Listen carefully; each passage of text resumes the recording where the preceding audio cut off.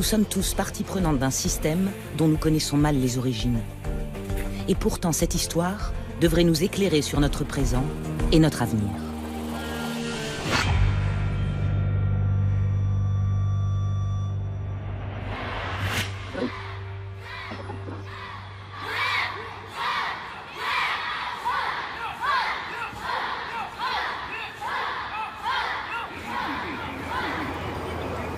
À Nanjé, dernier village communiste de Chine, l'Orient est toujours rouge.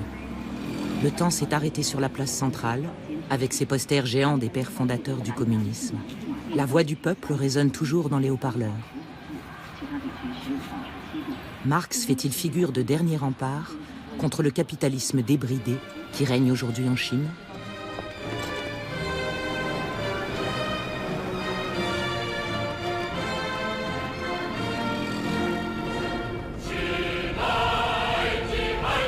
Le cœur financier de Londres.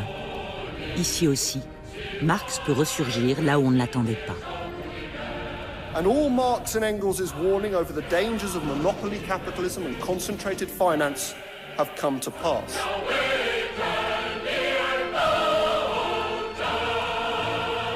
Et dire que nous pensions qu'il avait disparu à jamais.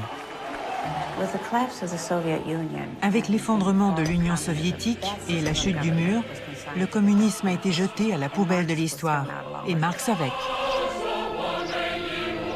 Est-il possible que nous n'ayons pas bien compris Marx ? Ou que sa lecture du capitalisme au XIXe siècle soit plus pertinente aujourd'hui qu'hier ?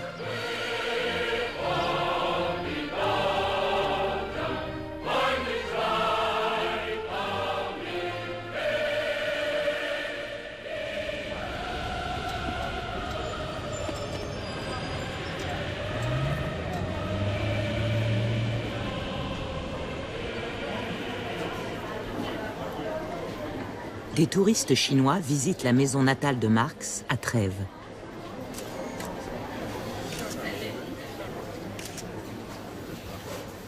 Karl Marx est né en 1818 en Rhénanie, la province la plus occidentale de la Prusse. C'est à l'époque une partie remarquable de la Grande Allemagne. Occupée par Napoléon, elle est imprégnée des idées françaises des Lumières. Voilà le milieu dans lequel il grandit.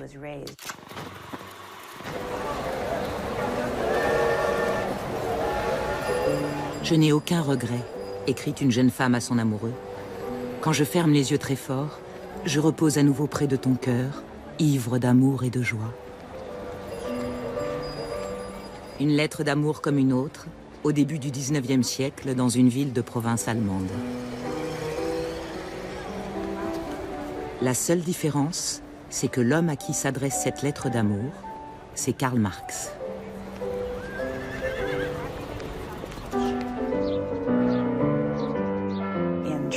À Trèves, il a rencontré Jenny von Westphalen. Elle est tombée sous le charme de Marx. Il était le fils d'un avocat juif et de ce fait un marginal. Elle était la fille d'un baron prussien. Il a commencé ses études à Trèves et a continué à Berlin. On attendait sans doute de lui qu'il aille à l'université, qu'il soit un bon garçon, qu'il étudie le droit ou quelque chose comme ça.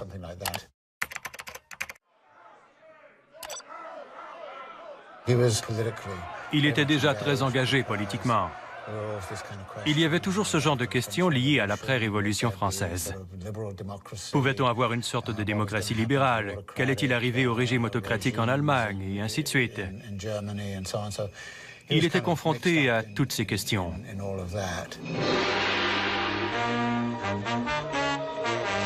Plus d'un siècle après, l'étudiant romantique de Trèves était devenu la terreur des pays occidentaux et du capitalisme en général. Captain Capitalism! Ah, making out the old Christmas list, I see. Let's see here. World peace, an end to world hunger, free health care. This isn't a Christmas list, son. Who the hell taught you this, child? Santa did. Marx devient le père Fouettard, la figure diabolique embusquée derrière chaque revendication sociale. That red suit gives you away, Carl. Captain Capitalism! So, you discovered my plan. Santa Claus is truly I, Karl Marx, the undead founder of communism.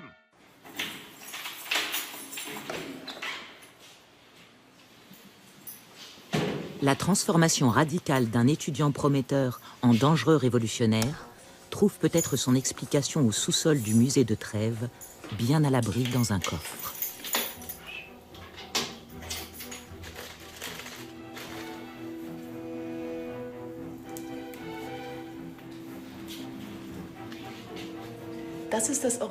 Voici l'édition originale du manifeste du Parti communiste.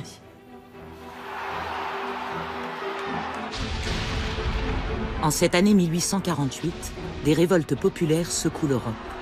C'est l'occasion que Marx attendait après des années de militantisme en faveur de réformes politiques radicales. Un spectre hante l'Europe, dit la préface du manifeste du Parti communiste. Le spectre du communisme. Toutes les puissances de la vieille Europe se sont unies en une sainte alliance pour traquer ce spectre. Malheureusement pour Marx, il avait toujours du retard dans ses travaux et n'a publié le manifeste du Parti communiste qu'après le début des révoltes de 1848. C'est pourquoi il n'a pas pu s'en attribuer le mérite. Et le manifeste du Parti communiste a, en quelque sorte, été noyé dans la Révolution. Il n'a été redécouvert qu'après. Mais l'histoire du manifeste a en fait commencé à Paris, 5 ans plus tôt, en 1843, quand Karl Marx rencontre Friedrich Engels, le fils révolutionnaire d'un riche industriel de Manchester. Ils se sont rencontrés au café de la Régence à Paris, connu dans le monde entier comme rendez-vous de joueurs d'échecs. Marx et Engels ont passé 10 jours et 10 nuits à parler. Et à la fin de cette période, ils ont eu le sentiment d'être d'accord en tout point. Une belle relation est née.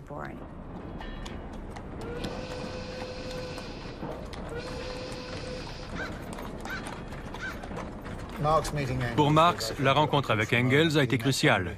Il a rencontré quelqu'un qui travaillait réellement dans une usine de Manchester et qui pouvait donc lui parler des conditions de travail.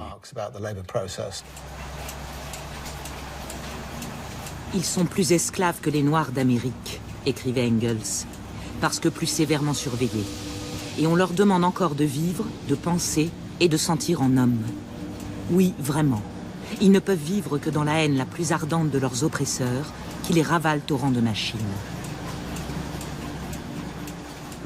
Marx est allé à Manchester avec Engels pour un court voyage. Il a vu ces gens qui construisaient l'avenir industriel en travaillant dans les usines et qui vivaient dans les conditions les plus dégradantes.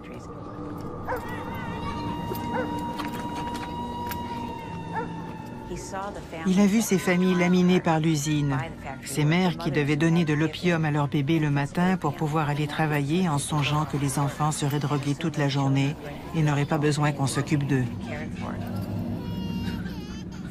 Pour un homme comme Marx, théoricien social, politique et économique, aller à Manchester, c'était pénétrer au cœur du laboratoire de l'humanité industrielle.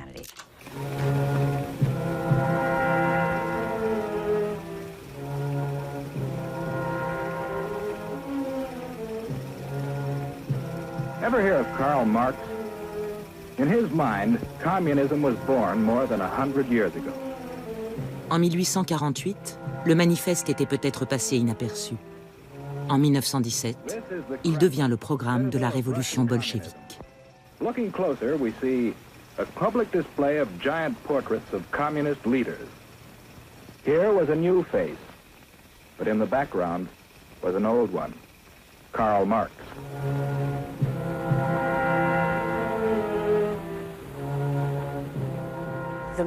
Le Marx qu'on a fui au XXe et au XXIe siècle était le Marx du manifeste du Parti communiste. C'est lui que les gouvernements capitalistes, les démocraties et les gouvernements occidentaux ont tenu pour responsable des atrocités commises au nom du communisme au XXe siècle.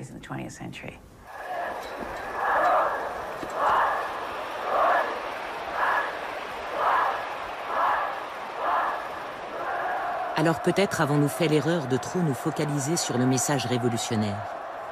Peut-être fallait-il lire le manifeste comme l'analyse de la vraie révolution dont Marx se rendait compte, le capitalisme.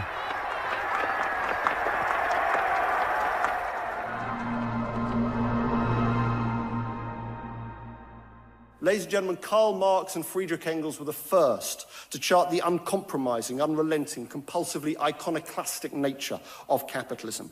It has pitilessly torn asunder the motley feudal ties that bound man to his natural superiors, and has left remaining no other nexus between man and man than naked self-interests, than callous cash payments.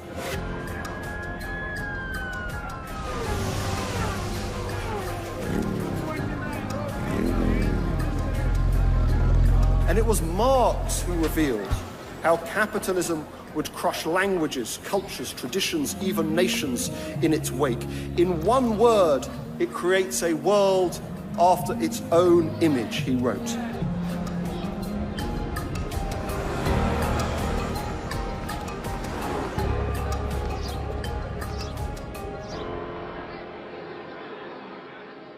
I would like to suggest to you that Marx has rarely seemed more relevant. Marx's stock resurges on a 150-year tip was how the New York Times marked the 150th anniversary of the publication of the Communist Manifesto. A text which more than any other, as they put it, recognized the unstoppable wealth-creating power of capitalism, predicted it would conquer the world, and warned that this inevitable globalization of national economies and cultures would have divisive and painful consequences.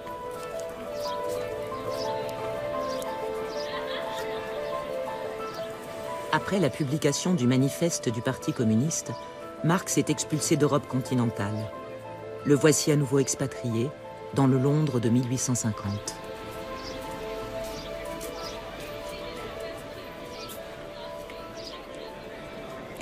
Imaginez Dean Street en 1850, l'année où Karl Marx et sa famille ont emménagé dans ce quartier de Soho.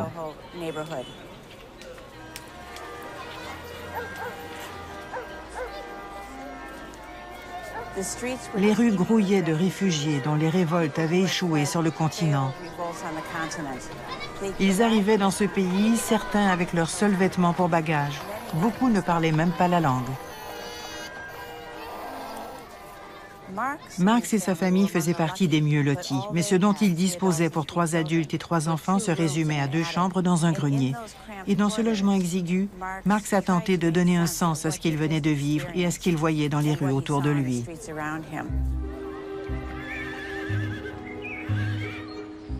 Alors qu'il commence à écrire Le Capital, une exposition toute nouvelle s'ouvre juste à côté.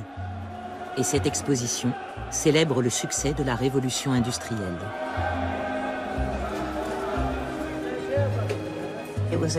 Tout était à la gloire de l'industrie.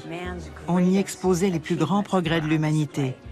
Une nouvelle ère voyait le jour. Le capitalisme régnait en souverain et pendant ce temps, Marx s'acharnait à écrire sur les raisons pour lesquelles ce système ne pouvait pas fonctionner. Un système certes capable de merveilles, mais qui allait être à la base de grands ravages.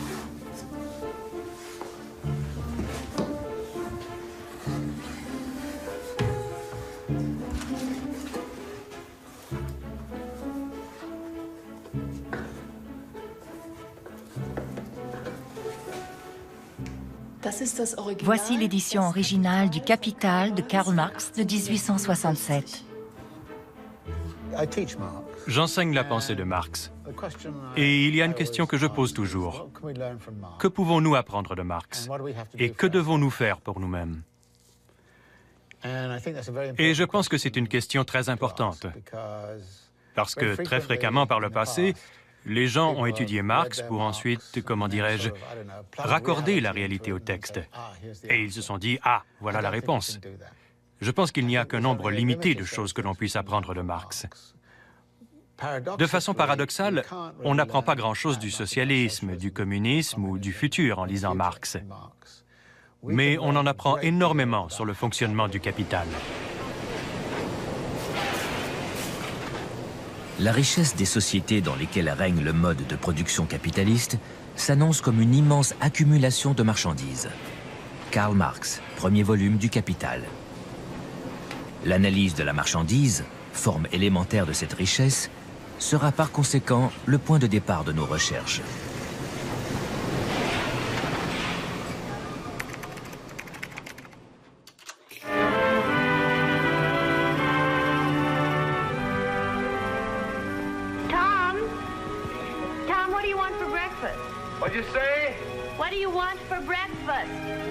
La marchandise est d'abord un objet extérieur, une chose qui, par ses propriétés, satisfait des besoins humains.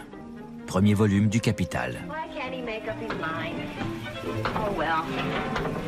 While she gets Tom's breakfast, let's take a closer look at that pan. The iron ore for that pan came from the Mesabi Range. So let's start there and see what happened. Maybe it'll give us an idea of just what it is we have. Dans le premier volume du Capital, Marx rédige une courte section intitulée « Le fétichisme de la marchandise ». En gros, cela signifie que notre expérience quotidienne ne nous donne pas toutes les informations dont nous aurions besoin pour comprendre comment fonctionne le système. Notre expérience quotidienne se résume à acheter un produit avec de l'argent et le rapporter chez nous. C'est notre expérience quotidienne. Mais cela ne nous apprend rien du travail fourni pour la fabrication du produit. Cela ne nous dit pas pourquoi il peut coûter 2 fois plus qu'un autre.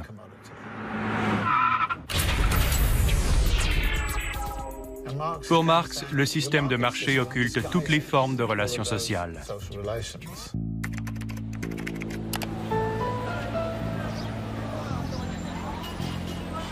Les différentes marchandises n'ont qu'une seule propriété commune qui les rende comparables entre elles lors de l'échange. Elles sont des produits du travail. Le capital. La révolution industrielle que, par convention, on fait remonter à 1780, se fonde sur la création d'un système d'usine avec des machines à grande échelle et, bien sûr, un processus de travail très différent de celui dans lequel étaient engagés les artisans qui fabriquaient des meubles.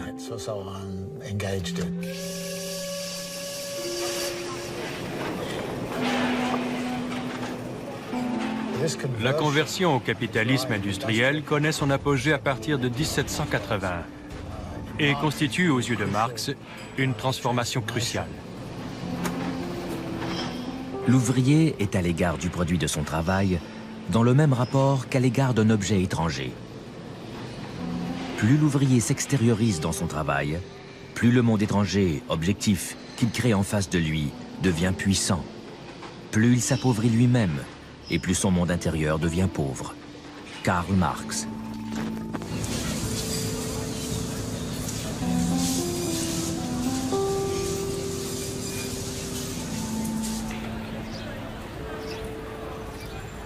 Cet ouvrier qui fabrique des iPads a demandé à rester anonyme. On lui a fourni une caméra pour qu'il filme sa vie à l'extérieur de l'usine.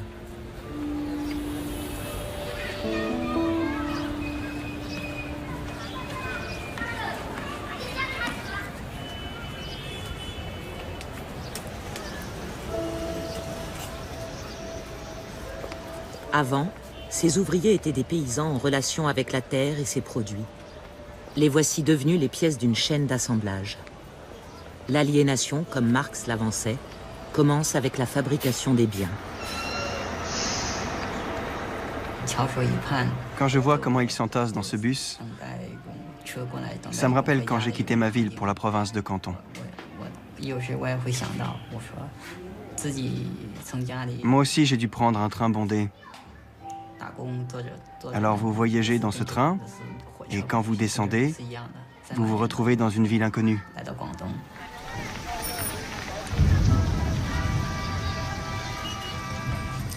C'est très difficile de s'intégrer. Je crois qu'on est juste ici pour vendre notre force de travail.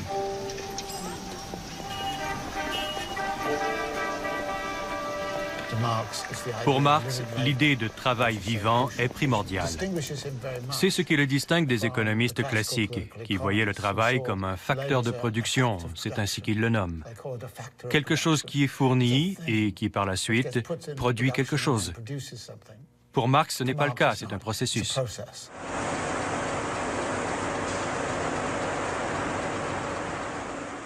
Je donnais un cours d'introduction à la géographie et à la première leçon, je demandais « Pouvez-vous me dire d'où vient votre petit déjeuner d'aujourd'hui ?»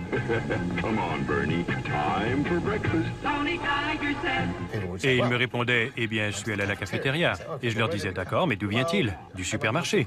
D'où vient-il ? D'où vient-il ? D'où vient-il » Et ainsi, je les amenais à penser à la personne qui coupe la canne à sucre en République dominicaine, puis à ce sucre qui arrive sur la table du petit déjeuner. Ainsi, on crée une relation entre nous et la personne qui récolte la canne à sucre. Mais le marché ne nous dit rien de tout cela, il l'occulte. Cette campagne luxuriante en Inde recèle ce que Marx considérait comme une autre caractéristique de l'extension du marché: la nécessité de transformer toujours plus le vivant en marchandise.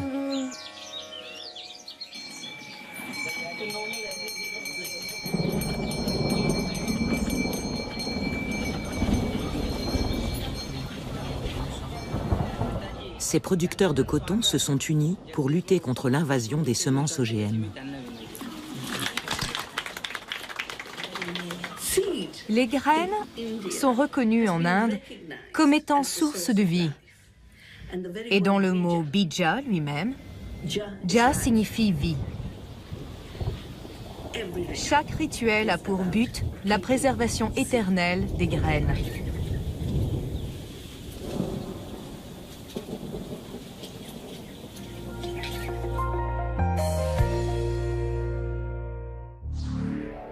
Ces semences sont désormais traitées génétiquement et produites comme des marchandises. Les agriculteurs sont incités à les racheter chaque année avec la promesse de faire de meilleures récoltes.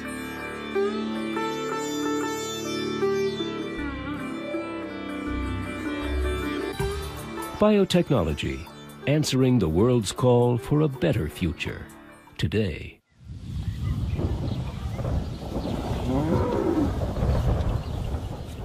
Pour certaines de ces femmes, la perspective de récolte abondante à partir de ces semences a tourné à la catastrophe. Les semences OGM qu'il faut racheter chaque année ont acculé leur mari à s'endetter. Alors, ils continuent d'emprunter pour acheter les semences à crédit. Aujourd'hui, les créanciers prennent des garanties en hypothèque sur les terres. Alors, 2 ans plus tard, lorsqu'un fermier ne peut plus rembourser son crédit, le nouveau prêteur, au nom des industries chimiques, revient et dit « Ta terre est désormais à moi ». La récolte ne s'est pas bien vendue et la santé de nos enfants s'est dégradée. Nos dettes ont augmenté. Voilà, la récolte ne se vendait pas, alors il a avalé le poison dans les champs. Combien devait-il? Il ne me l'a jamais dit.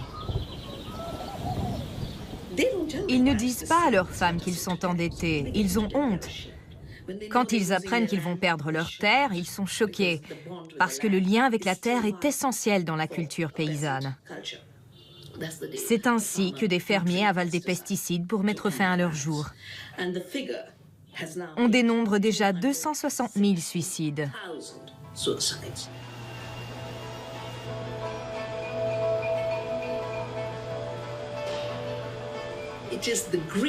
C'est l'avidité de l'accumulation des capitaux qui a transformé les semences en un produit qu'il faut racheter chaque année, qui les a transformées en marchandises, en produits de consommation, en nouvelles sources de profit pour les grandes compagnies.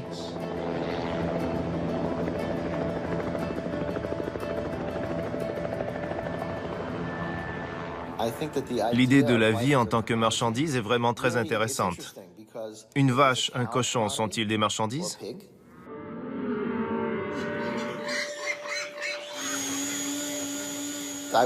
Je crois que ça fait très longtemps que ce sont des marchandises et qu'on s'en fiche un peu. Alors, où fixe-t-on la limite? Quand il s'agit d'êtres humains? Je pense que l'on ne se préoccupe que des êtres humains. Il se peut que notre société ait déjà franchi cette limite. Her announcement made headlines around the world. Angelina Jolie underwent a double mastectomy after a genetic test showed she had a mutated BRCA1 gene, giving her an 87% chance of getting breast cancer. Her news put this company, Myriad Genetics, front and center. It has patents on the BRCA1 and 2 genes. À partir du moment où l'on transforme la vie en marchandise, on la soumet aux lois du marché. Et pour les gènes comme pour les semences, il faut protéger les découvertes par des brevets. Pour beaucoup, le système d'investissement que nous avons dans ce pays est à l'origine de notre position de leader depuis longtemps et dans tant de pays. C'est comme ça que ça marche. Selon Marx, notre système de production ne change pas seulement la vie. Il transforme notre perception de la nature et de nous-mêmes. La théorie du changement social, selon Marx, est encore une fois un processus. Un processus qui dit que les idées doivent changer, mais que si les moyens de production ne changent pas, alors les idées ne signifient rien. Et si les moyens de production changent, mais pas les idées, c'est pareil. C'est la relation entre le processus de production, les idées, les relations sociales, les facteurs institutionnels et la vie de tous les jours qui doivent changer. The World Congress on Industrial Biotechnology and Bioprocessing, the world's largest industrial biotechnology event. Ce fétichisme, selon l'expression de Marx, masque l'impact de la marchandisation sur la société. Il y a encore 60 ans, les innovations scientifiques n'étaient que rarement brevetées et jamais industrialisées à ce point. 1955, a year of anxiety and triumph. A major medical hurdle was crossed with the discovery by Dr. Jonas Salk of the anti-polio vaccine, which was to spread up... Il y a 60 ans, personne n'aurait pensé à breveter le vaccin contre la polio ou à le commercialiser. Who owns the patent on this vaccine? Well, the people, I would say. There is no patent. This is... Could you patent the sun? Et je me rappelle l'époque où nous avions des idées folles à propos de la solidarité sociale. À présent, nous sommes tous des individus. C'est ce qu'a changé le néolibéralisme.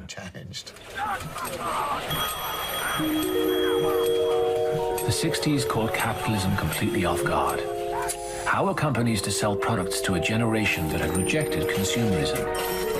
The answer was to tune into the movement and to sell to the individual in everyone. The strategy worked. The marketing machine captured the spirit of 60s individualism and made it its own. Marx a inventé ce que j'appelle une théorie coévolutive du changement social. Le capital est pris dans une configuration révolutionnaire permanente et nous pouvons observer des mouvements parallèles dans les idées et les relations sociales. Leaving ideology behind, we now derive a sense of personal identity and empowerment from the goods we purchase and consume. Go on, break the rules, define who you are. With our sneakers. À la fin du Capital, Marx écrit quelque chose d'intéressant. Il revient à l'idée du fétichisme, et le fétiche suprême prend bien sûr la forme de l'argent et le système de crédit. Do you have money jitters? Ask the obliging Bank of America for a jar of soothing instant money, M-O-N-E-Y, in the form of a convenient personal loan. Available now at Bank of America.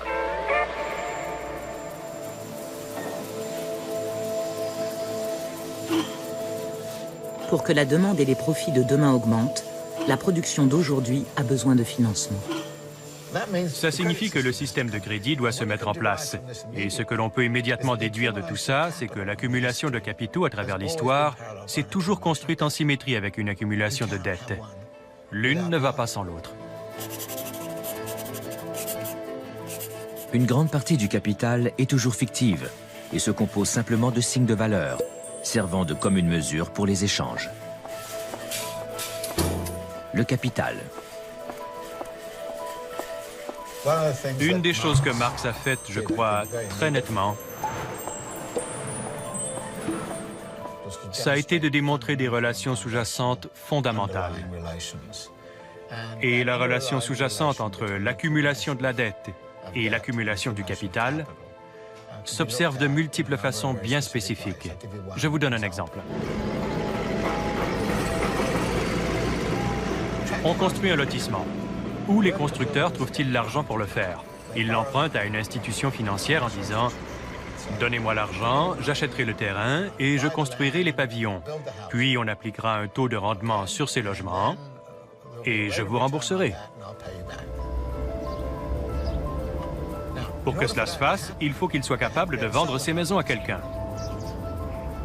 Les acheteurs, eux, comment font-ils? Ils vont voir la même institution financière et disent « Prêtez-moi de l'argent pour acheter la maison dont vous avez financé la construction ». C'est l'œuvre du capital fictif. Parce que l'institution financière qui possède ce surplus monétaire finance en vérité à la fois la construction et l'achat de la maison.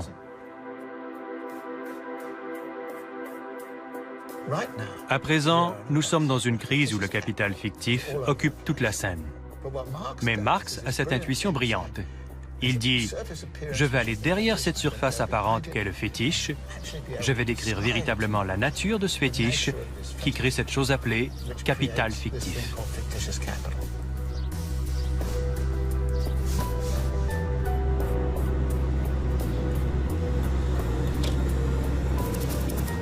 Adrian Sobaru peut être qualifié de victime de ce capital fictif, victime d'une dette qui ne fut jamais sienne. Son histoire commence au Parlement roumain le 23 décembre 2011. Romania's parliament canceled a no-confidence vote on Thursday after Romanian electricians staged a one-man protest.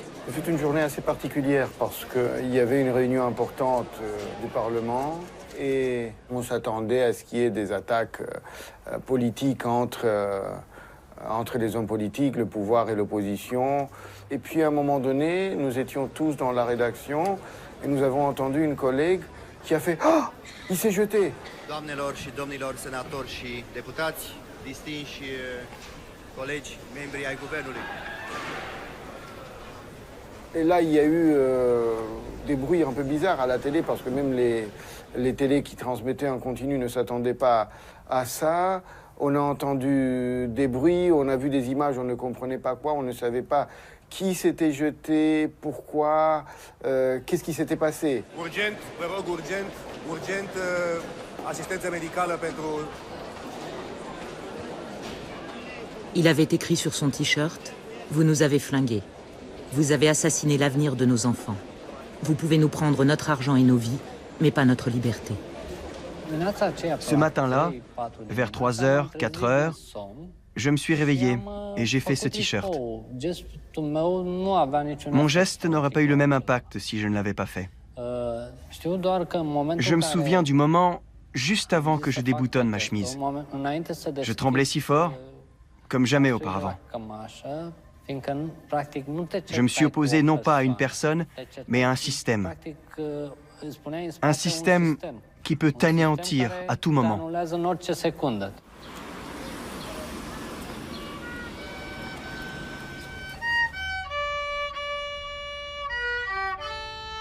Dans ce petit appartement à Bucarest, Adrian Sobaru et son épouse ont élevé 2 enfants avec un maigre salaire de technicien à la télévision publique.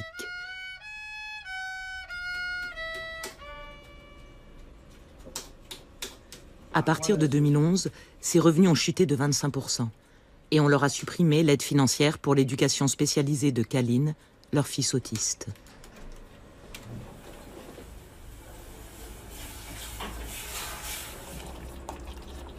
Ce n'est pas de la folie. Ce qu'il a fait était un geste de protestation. Ce qui est arrivé après n'est pas de son fait. Mais même après tout ce qui s'est passé, il ne regrette rien. Peut-être que cela a contribué à réveiller les consciences. C'est ce qu'il espère.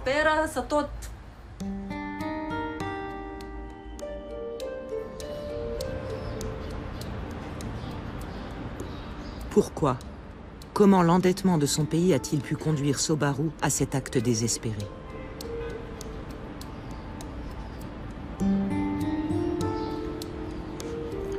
Cela a choqué tous les Roumains, je suppose, mais parce que c'est ma façon de voir les choses, j'inscris cet épisode tragique dans un cadre bien plus large.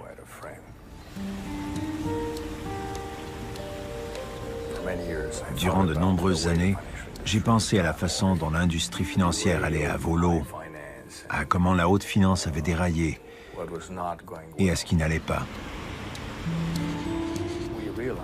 On s'est rendu compte que ce modèle de croissance au service du capital engendre une vulnérabilité de l'économie dans son ensemble. Parce qu'il est fondé sur la libre circulation des capitaux, une libéralisation financière totale et une lourde dépendance aux emprunts externes de la part du secteur privé. cela devient insupportable en cas de crise.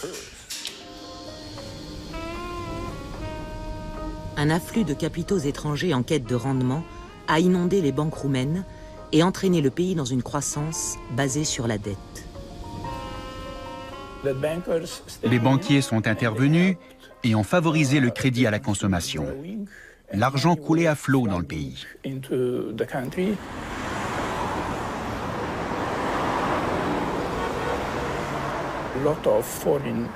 Beaucoup d'épargne étrangère a afflué en Roumanie via le système bancaire et a abouti dans les mains des consommateurs roumains. Tout le monde pouvait se permettre d'acheter de nouvelles choses, des voitures, des maisons. Et puis les gens pensaient, nous avons rejoint l'économie de marché et nous pouvons tout nous permettre. Mais en réalité, il y avait trop d'attentes et peut-être de vains espoirs. Romania, now the latest European country wrestling with violent protests over budget cuts and financial issues.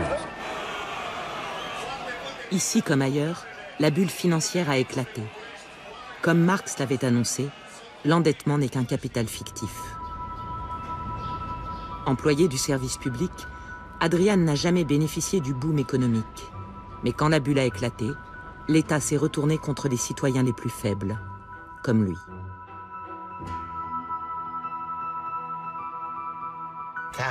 Le capital s'accompagne toujours de ses propres tendances à la crise. Si on pense à la dernière crise, elle a commencé dans l'immobilier. If deputies Alan Mathias and Derek Steverson come to your door, your house no longer belongs to you. It belongs to the bank. Puis, elle a touché les institutions financières. Et c'est devenu une dette publique. À présent, elle touche les populations. Mais les gens, très souvent, ne sont pas en mesure de le supporter. Alors, dans certains cas, elle touche à nouveau les institutions financières. Pour moi, Marx est très bon quand il s'agit de nous expliquer comment le capital se propage. Et quand il se propage, il enclenche un processus de destruction.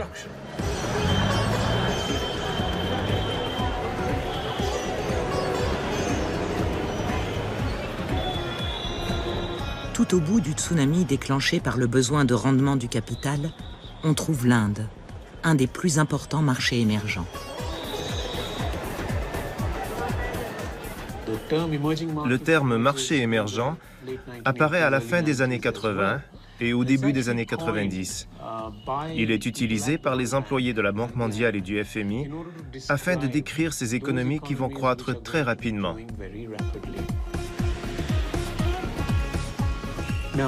Pourquoi tiennent-ils autant à la croissance? Pas seulement parce qu'ils pensent qu'elle réduira la pauvreté. Non, ils s'intéressent surtout à la mesure quantitative de la croissance. Pourquoi cela? Si vous cherchez assez loin, vous découvrirez que si l'économie réelle, au lieu de, disons, 5% par an de PIB dans ces zones, monte à 8% ou 9%, alors les profits des investisseurs financiers travaillant sur ces marchés augmentent proportionnellement.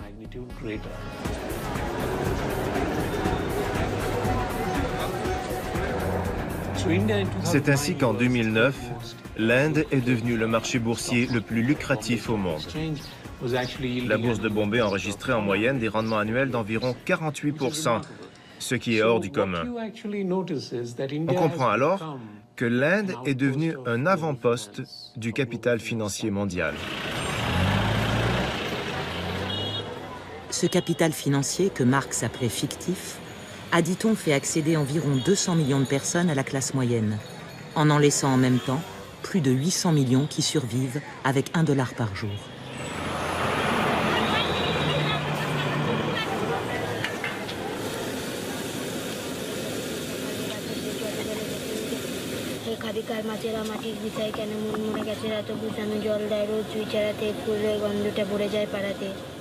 Je pense que le monde dans lequel on est en ce début du XXIe siècle ressemble beaucoup au monde qu'observe Marx au XIXe siècle. Il y a un vrai souci par rapport aux inégalités de son temps dont les économistes d'aujourd'hui feraient bien de s'inspirer. C'est-à-dire C'est-à-dire que ce qui alimente quand même l'inquiétude marxiste, et plus généralement les mouvements communistes et socialistes qui se développent dans la deuxième partie du 19e siècle, c'est la très grande stagnation salariale.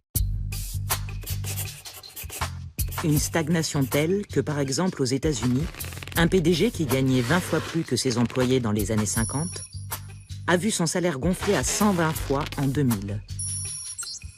Et depuis, en 2013, il a encore presque doublé.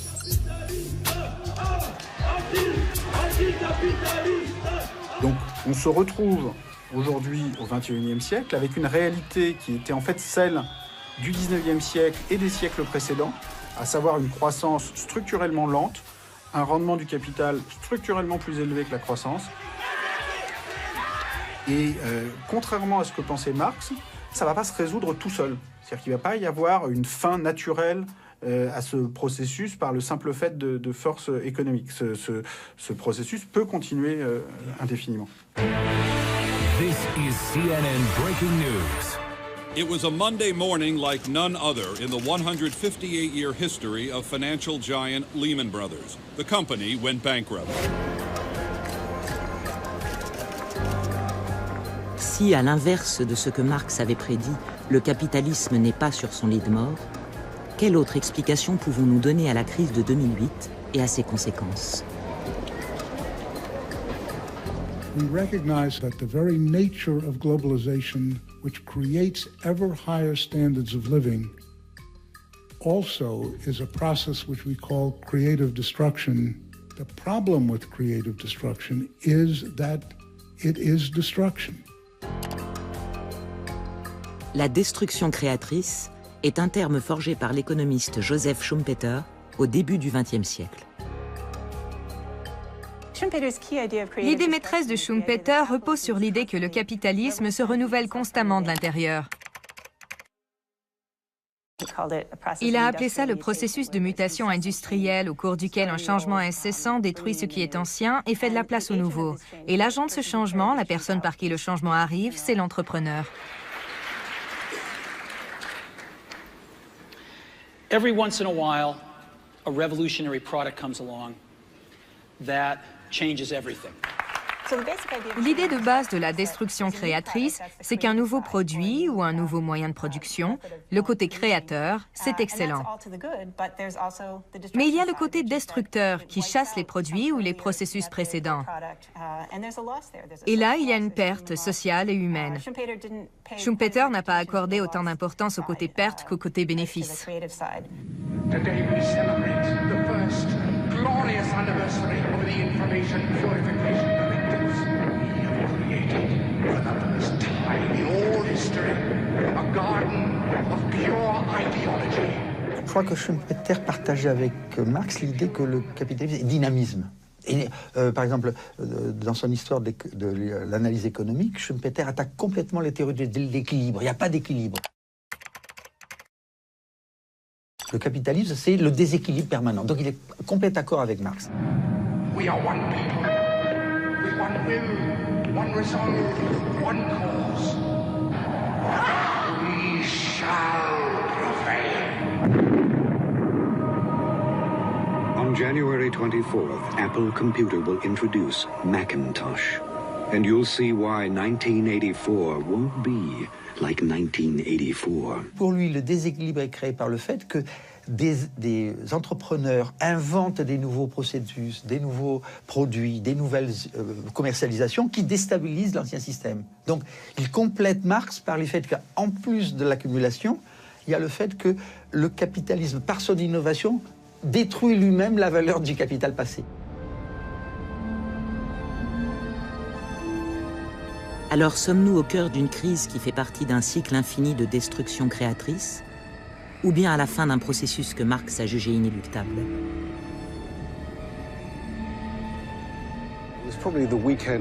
C'était sans doute le week-end qui a précédé la faillite de Lehman.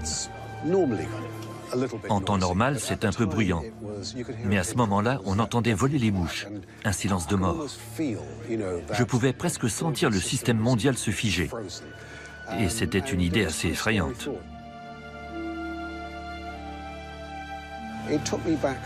Ça m'a rappelé toutes ces choses que je lisais et que j'étudiais quand j'étais bien plus jeune.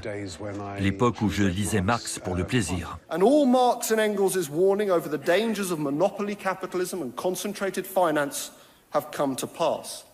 So why then no total collapse of capitalism? Because right around the world, governments have been forced to bail out the so-called free market.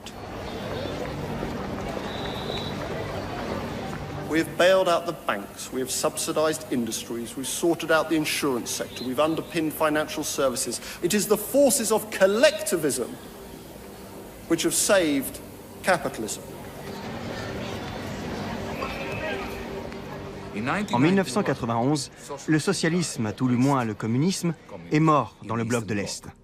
En 2008, le capitalisme est mort. Lorsque j'étais un jeune étudiant en économie, le grand débat opposait les socialistes qui croyaient à l'économie planifiée et les partisans de Hayek, ou les néolibéraux qui croyaient au miracle du marché dans l'organisation des activités économiques. L'argument des théoriciens pro-marché était que le capitalisme est une lutte darwinienne, où les plus forts survivent et où les moins adaptés, les plus inefficaces, les moins productifs et les moins rentables périssent. The New York State Attorney General says that Citigroup, Merrill, and 7 other banks which got $175 billion in tax-funded bailout money paid out $33 billion in bonuses. Eh bien, ce qui s'est passé après 2008, si on considère la façon si particulière dont les banquiers ont été sauvés, c'est du darwinisme inversé.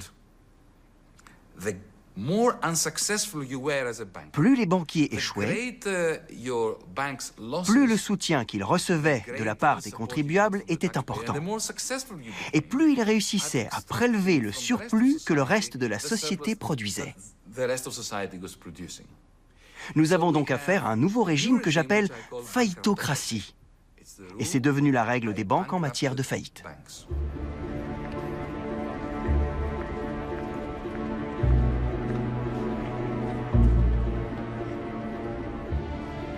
The whole point about the contradictions of capitalism is not specifically whether Marx's analysis is relevant, which personally I think in many ways it is, but it's the outcome, it's the synthesis, and our capacity to basically nurture and establish coping mechanisms.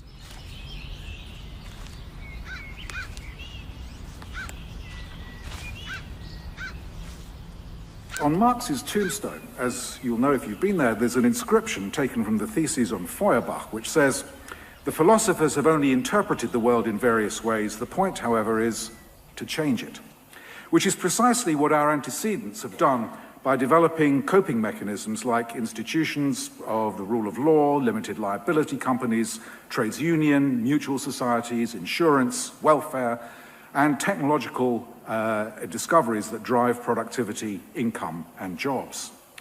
Finding those coping mechanisms is an endless task, and we need to make more progress.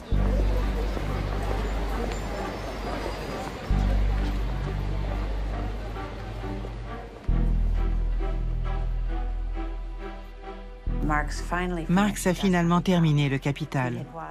Il a vu sa femme tomber malade, ses filles souffrir de mauvaise santé et de pauvreté. Il avait déjà enterré 4 enfants au moment où Le Capital a été publié. Et sa famille attendait la reconnaissance qu'ils croyaient tous que Marx méritait pour un livre dont ils pensaient que non seulement il changerait leur vie, mais aussi le monde. Mais il ne s'est rien passé. Quand Le Capital a été publié, Engels et la famille de Marx n'ont pas arrêté d'écrire des critiques pour que le livre ne soit pas ignoré. Mais leurs critiques furent les seules à être écrites. Marx ne s'en est pas véritablement remis. Il meurt le 14 mars 1883, 2 ans après Jenny.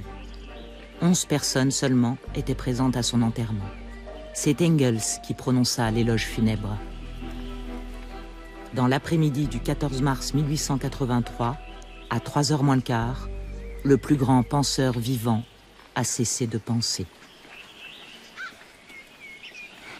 À l'origine, la famille Marx a été enterrée dans une parcelle modeste du cimetière de Highgate, juste à côté de l'allée où le monument se trouve aujourd'hui.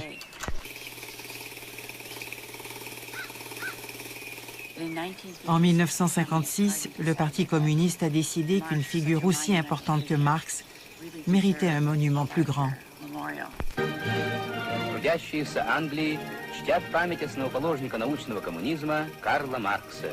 Alors ils ont construit ce monument.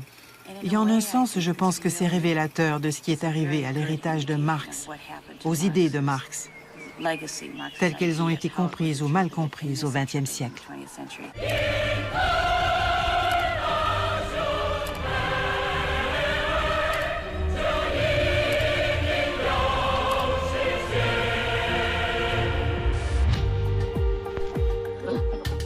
En 1929, le capitalisme semblait rendre l'âme, et jamais la prédiction de Marx ne fut plus proche de se réaliser. Deux personnalités avec des visions du monde diamétralement opposées vont alors s'affronter pour tenter de sauver le capitalisme de lui-même. Leur débat va marquer le XXe siècle et se poursuit encore aujourd'hui.